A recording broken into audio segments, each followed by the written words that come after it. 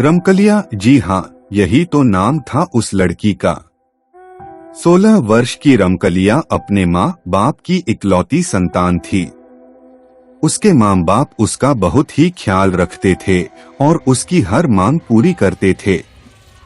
अरे यहाँ तक कि हमारे गांव-जवार के बड़े बुजुर्ग बताते हैं कि गांव क्या पूरे जवार में सबसे पहले साइकिल रमकलिया के घर पर ही खरीद कर आई थी।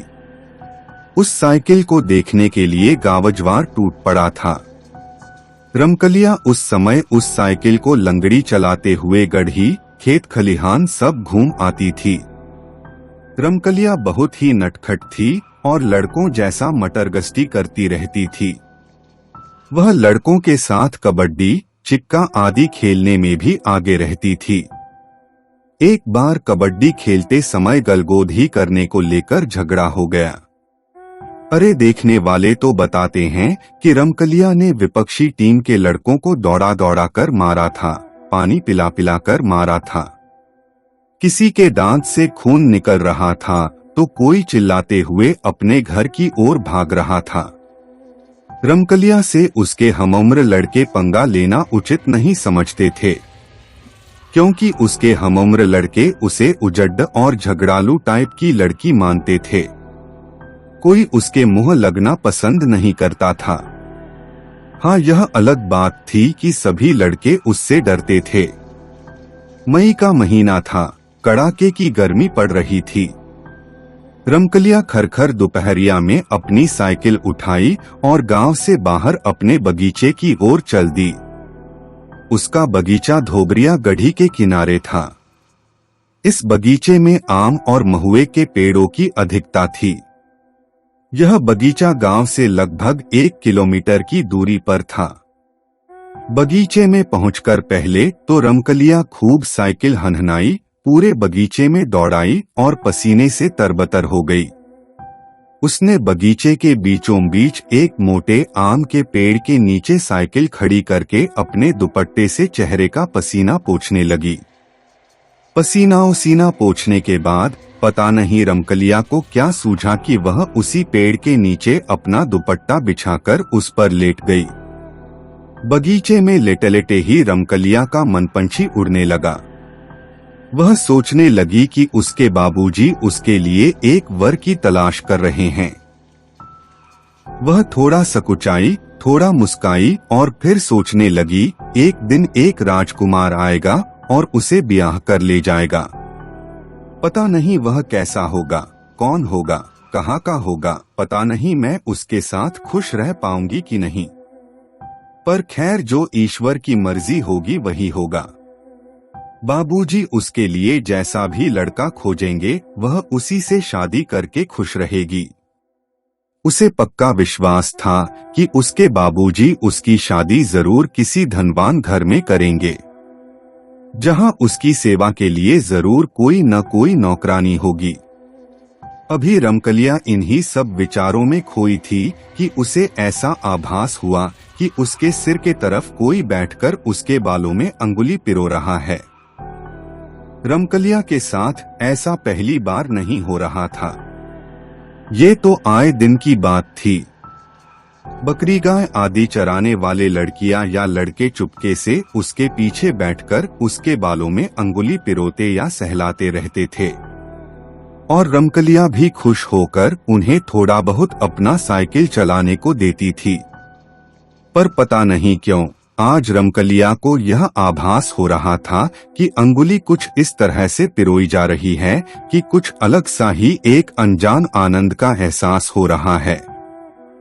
ऐसा लग रहा है कि कोई बहुत ही प्रेम से बालों को सहलाते हुए अपनी अंगुलियां उसमें पिरो रहा है। आज रमकलिया को एक अलग ही आनंद मिल रहा था, जिसमें उसके यौवन की खुमारी भी छिपी लग रही थी।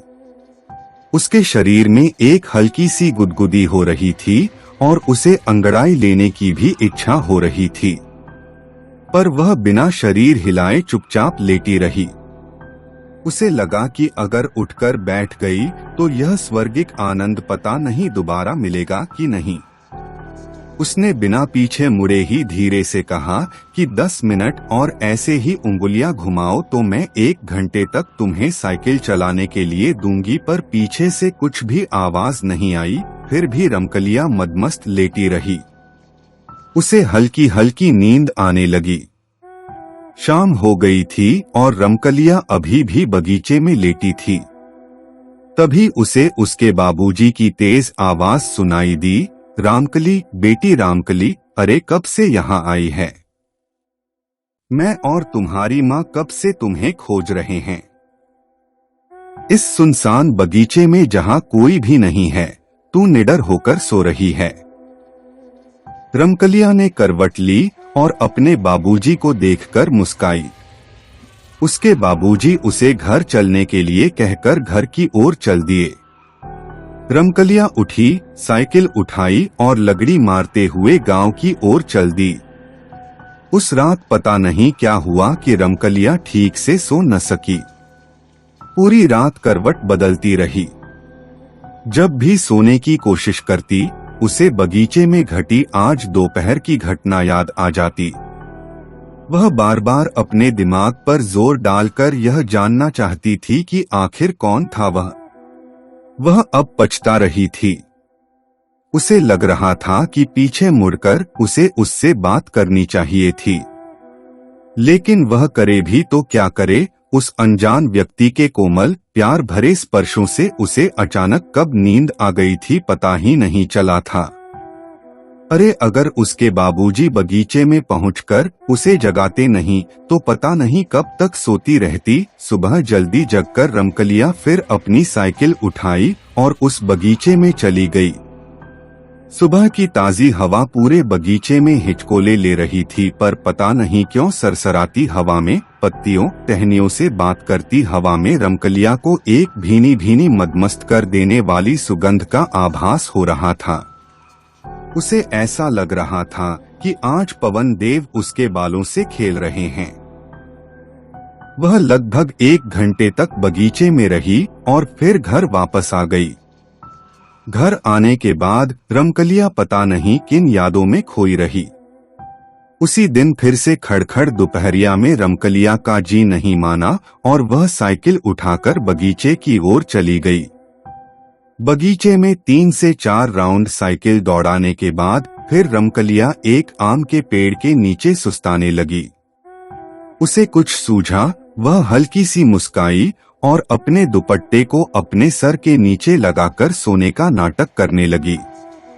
अभी रमकलिया को लेटे 2 से 4 मिनट भी नहीं हुए थे कि उसे ऐसा लगा कि कोई उसके बालों में अंगुली पिरो रहा है। वह कुछ बोली नहीं, पर धीरे धीरे अपना हाथ अपने सर पर ले गई।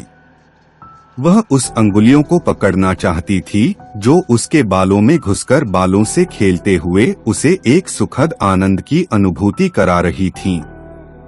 पर उसने ज्यों अपने हाथ अपने सर पर ले गई, वहां उसे कुछ नहीं मिला, पर ऐसा लग रहा था कि अभी भी कुछ अंगुलियां उसके बालों से खेल रही हैं।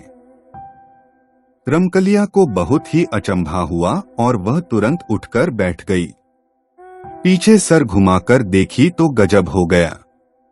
पीछे कोई नहीं था। उसे लगा कि शायद जो था वह इस पेड़ के पीछे छिप गया हो। पर फिर उसके मन में एक बात आई कि जब वह अपना हाथ सर पर ले गई थी तो वहां कुछ नहीं मिला था, फिर भी बालों में अंगुलियों के सुखद स्पर्श कैसे लग रहे थे। खैर वह उठकर खड़ी हो गई और पेड़ के पीछे चली गई, पर वहां भी कोई नहीं। अब वह बगीचे में आसपास दौड़ लगाई, पर से कोई नहीं दिखा। फिर वह अपने साइकिल के पास आई और तेजी से चलाते हुए गांव की ओर भागी। उसे डर तो नहीं लग रहा था, पर कहीं न कहीं एक रोमांचित अवस्था जरूर बन गई थी जिससे उसके रोंगटे खड़े हो गए थे। आज की रात फिर रमकलिया सो न सकी। आजकल उसे अपने आप में बहुत सारे परिवर्तन नजर आ रहे थे। उसे ऐसा लगने लगा था कि वह अब विवाह योग्य हो गई है। वह बार बार शीशे में अपना चेहरा भी देखती। अब उसमें थोड़ा शर्माने के गुण भी आ गए थे। बिना बात के ही कुछ याद करके उसके चेहरे पर एक हल्की मुस्कान फैल जाती। पता नहीं क्यों उसे लगने लगा था कि उसके बालों से खेलने वाला कोई उसके गांव का नहीं, अपितु कोई दूसरा सुंदर युवा है जो प्यार से वशीभूत होकर उसके पास खींचा चला आता है और चुपके से उसके बालों से खेलने लगता है। फिर उसके दिमाग में कौन था कि जो भी है वह बहुत शर्मीला और साथ ही फुर्तीला भी, क्योंकि पता नहीं कहाँ छूमंतर हो गया कि दिखा ही नहीं। रमकलिया के दिमाग में बहुत सारी बातें दौड़ रही थीं, पर सब सुखद एहसास से भरी, रोमांचित करने वाली ही थीं। अब तो जब तक रमकलिया अपने बगीचे में जाकर 1 से 2 घंटे लेट नहीं लेटी तब तक उसका जी ही नहीं भरता। रमकलिया का अब प्रतिदिन बगीचे में जाना और एक अलौकिक प्रेम की ओर कदम बढ़ाना शुरू हुआ। एक ऐसा अनजाना, नासमझ प्रेम जो रमकलिया के हृदय में हिचको ले रहा था। वह पूरी तरह से अनजान थी इस प्रेम से, फिर भी हो गई थी इस प्रेम की दीवानी। पहली बार प्रेम के इस अनजाने एहसास ने उसके हृदय को गुदगुदाया था, एक स्वर्गिक आनंद को उसके हृदय में उपजाया था। एक दिन सूर्य डूबने को थे।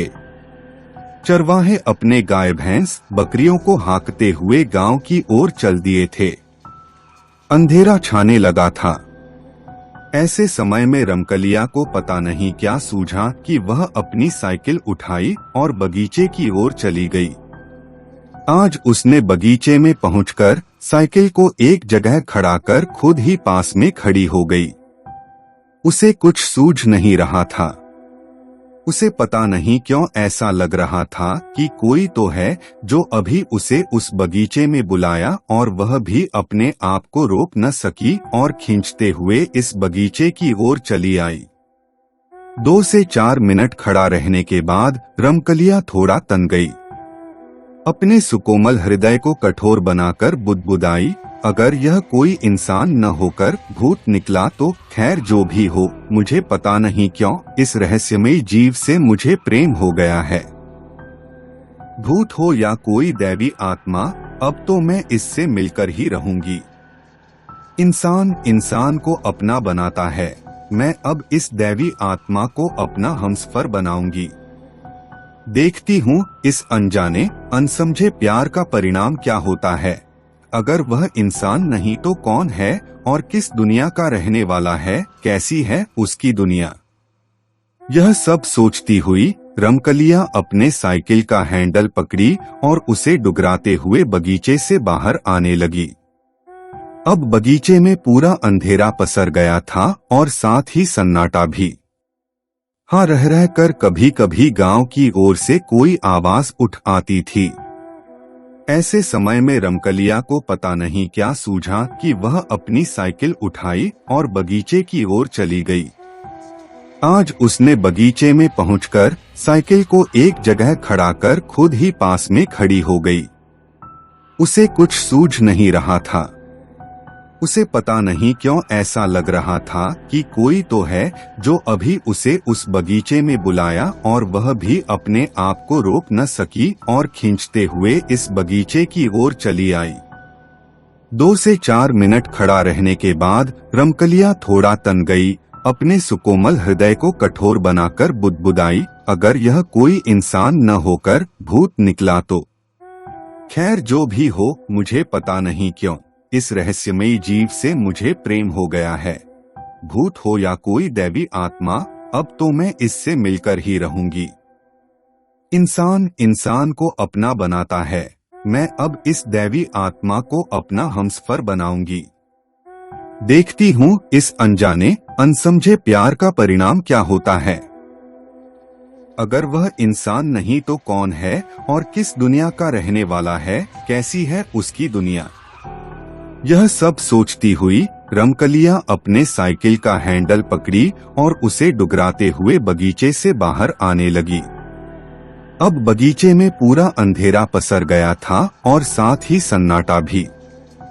हाँ, रह रह कर कभी कभी गांव की ओर से कोई आवाज उठ आती थी।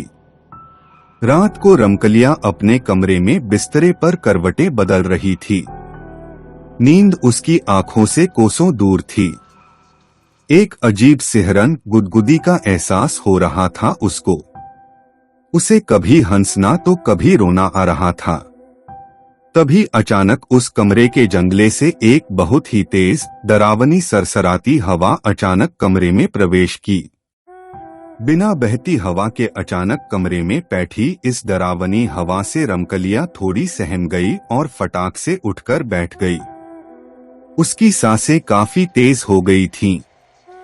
वह धीरे धीरे लंबी सांस लेकर अपने बढ़ते दिल की धड़कन को भी काबू में करने का प्रयास किया। तभी उसे ऐसा लगा कि कोई उसके कान में हौले हौले भारी आवाज में गुनगुना रहा हो। बढ़ती दिल की धड़कन कुछ तो कह रही है, मैं तेरा दीवाना जलता परवाना हूँ, तू क्यों नहीं समझ रही है। इसी के साथ उसे लगा कि वह सरसराती हवा उसके बिस्तरे के बगल में हल्के से मूर्त रूप में स्थिर हो गई है, पर कुछ भी स्पष्ट नहीं है। अचानक उसे लगा कि वही बगीचे में वाले सुकोमल हाथ फिर से उसके बालों के साथ खेलने लगे हैं, उसे एक चरम आनंद की अनुभूति करा रहे हैं। वह चाहकर भी कुछ न कह सकी और धीरे धीरे फिर से लेट गई। अरे यह क्या, उसके लेटते ही ऐसा लगा कि उसके कमरे में रखी एक काठ कुर्सी सरकते हुए उसके सिरहाने की ओर आ रही है।